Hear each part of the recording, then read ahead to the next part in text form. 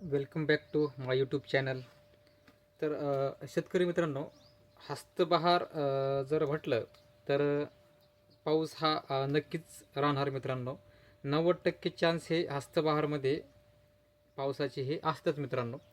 कारण हा जो पिरियड असतो जस्टच जे आहे मान्सून रिटर्न झालेला असतो आणि रिटर्न होण्याच्या प्रोसेसला असतो.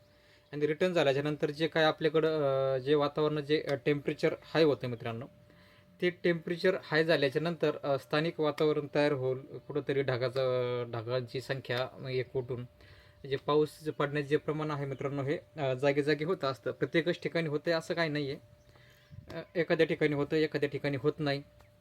पण बरेचदा प्रॉब्लेम येतो किंवा एखादा कमी दाब तयार झाला आणि तो दाब आपल्याकडे आला आणि त्यानंतर आपल्याकडे पाऊस होण्याचे चान्सेस हे 100% मित्रांनो असतातच. आणि हा पाऊस हस्तबहारमध्ये होतच असतो. 10% चान्स असे असतात की ह्या वर्षी आपल्याकडे पाऊस झाला नाही किंवा त्या वर्षी आपल्याकडे पाऊस झाला नाही मित्रांनो. तर मित्रांनो, आपल्याकडं 2 दिवस सलग पाऊस जो आहे झालेला आहे. पहिल्या दिवशी जे आहे जोराचं वादळ येऊन काही प्रमाणात पाऊस जो आहे पडला. पहिल्या दिवशी थोडासा पडला होता.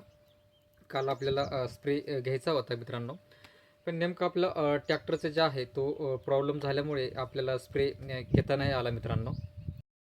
तर मित्रांनो, आपल्या एरियात जर पाऊस झाला सेटिंग काळामध्ये, तुमचा कुठलाही बहार असू द्या, हस्तबहार असो किंवा आंबे बहार असो, जर पाऊस असा सेटिंग काळात जर आला मित्रांनो, तर मित्रांनो इथे जे आहे बाकीचे जे काय फवारणी आता आपण व्हिडिओमध्ये पुढं बघणार आहोत, जे तेलासाठी म्हणा किंवा इतर बुरशांसाठी, ते आपण पुढे व्हिडिओत बघूया. पण आत्ता जे आहे जे सांगत आहे मी ते जे आहे मित्रांनो, जर पाऊस झाला तर मित्रांनो शेंडा जो आहे सूट जो आहे हा 100% आपल्या प्लॉटमध्ये जो आहे पळणार आहे मित्रांनो. तर तो सूट पळू नये म्हणून जी काय तुम्ही कीटकनाशक, बुरशीनाशक किंवा अँटीबायोटिक जे तुमच्या प्लॉटमध्ये वापरणार आहात, ते वापरल्याच्या नंतर 1 किंवा 2 दिवस सोडून मित्रांनो, तुम्हाला नायट्रोजन दाबण्यासाठी एक स्प्रे घेणं हे खूप महत्त्वाचं आहे. त्या जागी मग तुम्ही त्यामध्ये तुम्ही पोटॅशियम मॉलिब्डेट हे घेऊ शकता किंवा मग मी जे नेहमी प्रोडक्ट सांगत असतो बोराटेक एमओ, तुम्ही हेही घेऊ शकता मित्रांनो. कारण मित्रांनो, जर नायट्रोजन दाबलं जर नाही गेला तर शेंडा तर पळेलच पळेल. पण त्या व्यतिरिक्त तुमच्या प्लॉटमध्ये थ्रिप्सची ॲक्टिव्हिटी वाढेल. कारण नायट्रोजन वाढला का पालवी जी आहे हिची जी जाडी जी आहे ही पातळ होते मित्रांनो. आणि पातळ झाल्यामुळे त्याला थ्रिप्स हा जास्त अटॅक करतो चाटण्यासाठी. त्यासोबतच मित्रांनो तुम्ही तेल्या कंट्रोल करण्यासाठी किंवा इतर बुरशा कंट्रोल करण्यासाठी कितीही जरी स्प्रे मारले मित्रांनो, तर जोपर्यंत तुम्ही नायट्रोजन कंट्रोल करत नाहीत तोपर्यंत तुमचा कुठलाही रोग तुमच्या प्लॉटमधून कंट्रोल हा होणार नाही आहे मित्रांनो. त्यामुळे जे काय तुम्ही तेलासाठी किंवा इतर फंगससाठी जो काही एखादा स्प्रे घेणार आहात, तो स्प्रे घेतल्याच्यानंतर मित्रांनो 1 दिवस सोडून तुम्हाला बोराटेक एमओ किंवा पोटॅशियम मॉलिब्डेट याचा हा स्प्रे टाकणं खूप गरजेचं आहे. जेणेकरून तुमच्या प्लॉटमध्ये जो नायट्रोजन, जो ॲक्सेस नायट्रोजन आहे तो दाबल्या जाईल आणि तुमच्या प्लॉटमधली रोगराई कंट्रोल केली जाईल. सोबतच शेंडाही थांबल्या जाईल आणि जी प्लॉटची जी आपली रुटीन चालू आहे फ्लावरिंगची, वातावरण स्वच्छ होताच तुमचे फ्लावरिंगचं रुटीनही चालू होईल मित्रांनो. त्यानंतर मित्रांनो, काल संध्याकाळी रात्रीच्या वेळेस पुन्हा खूप जोराचा असा रात्री जवळजवळ अर्धा ते पाऊण तास जे आहे पाऊस हा खूप जोराचा चालू होता मित्रांनो. तर मित्रांनो, ही जी सिच्युएशन आहे ही हस्तबहारमध्ये होतच असते. तर मित्रांनो, ज्यांच्या प्लॉटमध्ये फ्लावरिंग स्टेज चालू आहे हस्तबहारमध्ये, जवळजवळ आता 100% शेतकऱ्यांची फ्लावरिंग स्टेज जी आहे ही मित्रांनो ही चालूच आहे. तर याच्यामध्ये जे येणारे जे प्रॉब्लेम आहेत मित्रांनो, आपल्याला आपण मागच्या व्हिडिओमध्ये पण बघितलंच आहे की काय प्रॉब्लेम येऊ शकतात. कळी ड्रॉपिंगची समस्या, ज्यांची फ्लावर जी ओपन आहे त्यांना फ्लावर ड्रॉपिंगची समस्या येणार. आणि ती येऊ नये म्हणून त्यासाठी कुठली फवारणी घेतली पाहिजे ते पण आपण मागच्या व्हिडिओमध्ये मेन्शन केलेलं आहे मित्रांनो. गोदरेज डबल आणि 6 BA तुम्ही घेतलं तर तुमची फ्लावर ड्रॉपिंग ही थांबू शकते. काही प्रमाणात तुम्हाला त्यातली बऱ्यापैकी कळी तुमच्या हाताला मित्रांनो शिल्लक राहील. आणि त्यानंतर जे आहे मित्रांनो, ज्यांच्या प्लॉटमध्ये कळी भरपूर आहे, माहिती कळीची संख्या चांगली आहे पण ओपन नाही, ओपन होण्याची स्टेज आहे, ओपन झालेले नाही, अशा स्टेजमध्ये मित्रांनो त्या कळीवर काळे स्पॉट येण्याचे चान्सेस ही दाट असतात मित्रांनो. तर त्याच्यामध्ये जे आहे मित्रांनो, काळे जे स्पॉट आहेत हे दोन प्रकारचे असू शकतात मित्रांनो.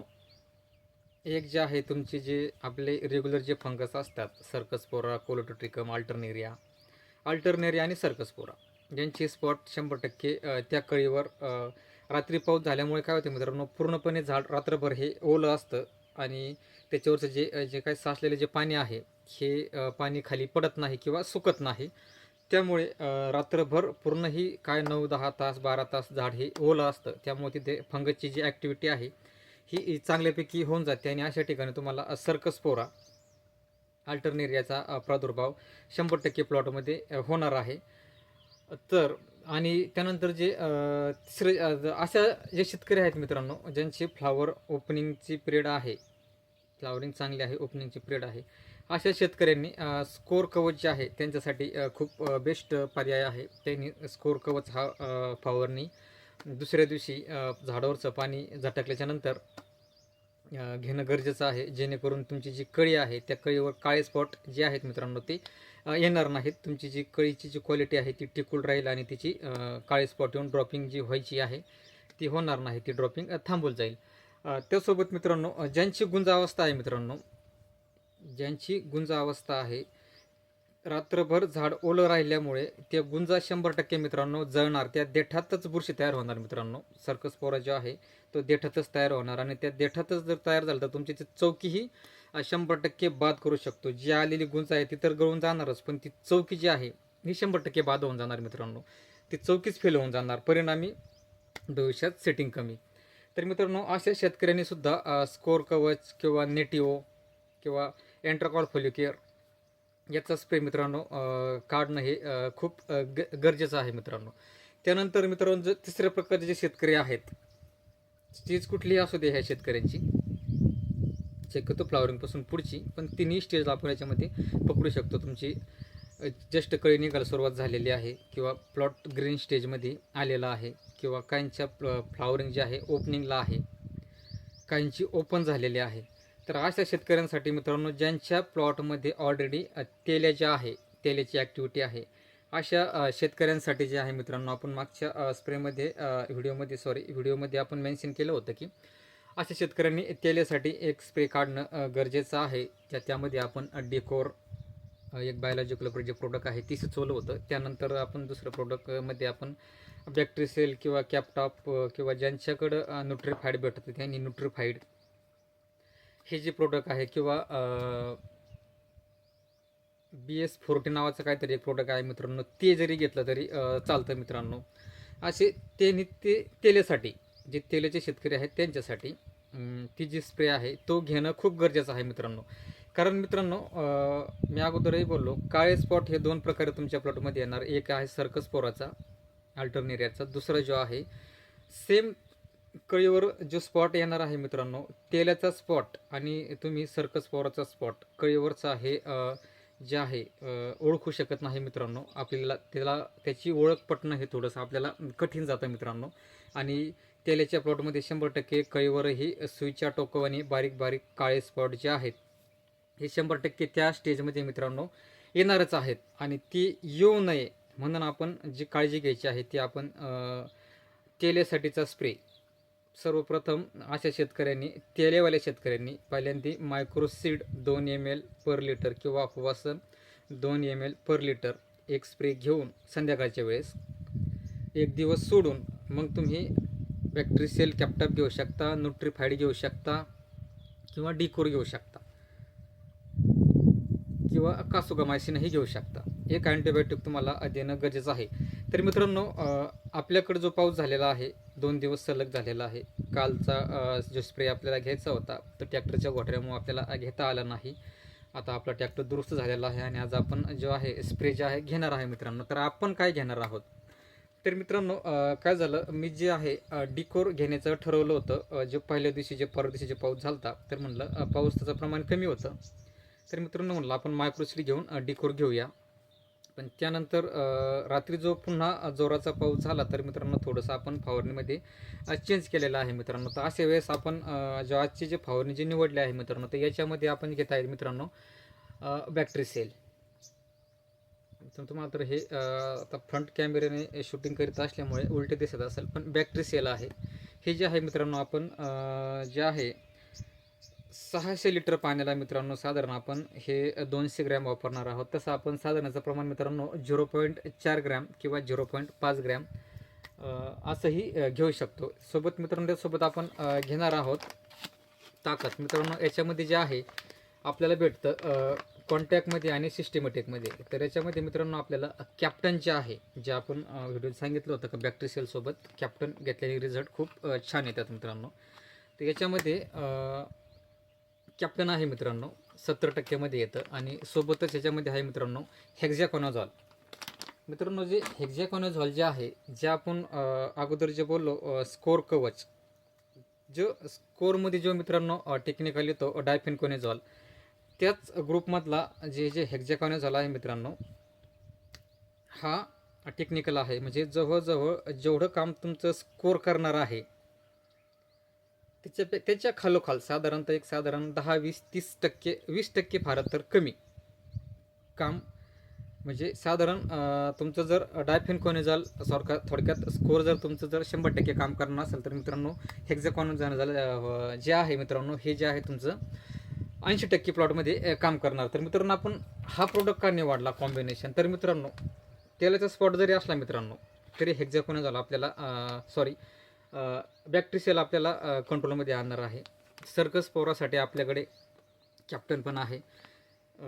त्यामध्ये जीवनजन्य बुरशीसाठी त्याच्यावरही कॅप्टन काम करतं. आणि जे काळे स्पॉट जे येणार आहेत त्या काळे स्पॉटवर काम करण्यासाठी मित्रांनो हेक्झाकोनाझॉलसुद्धा खूप चांगलं ब्रँड आहे मित्रांनो, टेक्निकल आहे, जे काळे स्पॉट येण्यापासून आपल्या प्लॉटला वाचवू शकतं. सोबत मित्रांनो आपण एक कीटकनाशक घेत आहोत, जे आपण मागच्या व्हिडिओमध्ये पण मेन्शन केलेले आहे की सेटिंग काळात आपण कुठली कीटकनाशकं वापरले पाहिजे. तर मित्रांनो हे जे आहे आरेवा आहे मित्रांनो, हे जे आरेवा जे आहे मित्रांनो, जे ॲक्ट्रा जे नावाने जे ब्रँडिंग जे भेटतं मित्रांनो, ते ॲक्ट्रा आणि हे आरेवा दोन्हीमध्ये हे टेक्निकल एकच येतो. थायमॅथॉक्झाम ह्या नावाचं टेक्निकल याच्यामध्ये असतं मित्रांनो. स्वस्तात चांगले कीटकनाशक आहे आपल्याला वापरण्यासाठी. तर मित्रांनो अशा पद्धतीनं आपण ही जी आहे फवारणी निवडलेली आहे, तेलासाठीही काम होणार. जरी तेलाचे स्पॉट येणार असले तुमच्या पाल्यावर असो किंवा तुमच्या कळीवर असो, तीही थांबले जाणार, किंवा काडीवर असो तीही थांबले जाणार. प्लस कॅप्टन आणि हेक्झाकोनाझॉल सोबत असल्यामुळे आपल्याला जे इतर ज्या बुरशी आहेत त्याही आपल्याला कंट्रोल करण्यासाठी एकाच फवारणीमधून आपल्याला सपोर्ट भेटणार आहे मित्रांनो. ज्यांच्याकडे येणारे बुरशीजन्य जे डाग आहेत ते बी येणार नाहीत, आणि जे जीवनजन्य आहेत ते बी येणार नाहीत. आणि जो काही थ्रिप्स वगैरे थोडाफार असेल, एवढ्या पावसात तर काय थ्रिप्स राहू शकत नाही, तो ऑलरेडी कमी झाला पावसानेच, तरीसुद्धा आपण एक कीटकनाशक असणं मित्रांनो खूप गरजेचं आहे. कारण पाऊस झाल्याच्या नंतर वातावरण जे आहे मित्रांनो हे दमट होत असतं. दमट वातावरणामध्ये थ्रिप्सची जी ॲक्टिव्हिटी आहे मित्रांनो ही 100% वाढते. तर मित्रांनो चला स्प्रेला आता चालू करूया, जास्त वेळ वाया न घालता, कारण पुन्हा ऊन वाढत आहे. मित्रांनो तर ठीक आहे, आजची फवारणी अशा पद्धतीने आपण ठरवलेली आहे. आणि ज्यांच्या काही स्टेज असतील वेगळ्या वेगळ्या, त्या स्टेजनुसार बी आपण व्हिडिओमध्ये पुन्हा आजही मेन्शन केलेलं आहे. तर मित्रांनो चला मी आता स्प्रेला चालू करतो. तर थांबूया आजच्या व्हिडिओला इथेच मित्रांनो. धन्यवाद.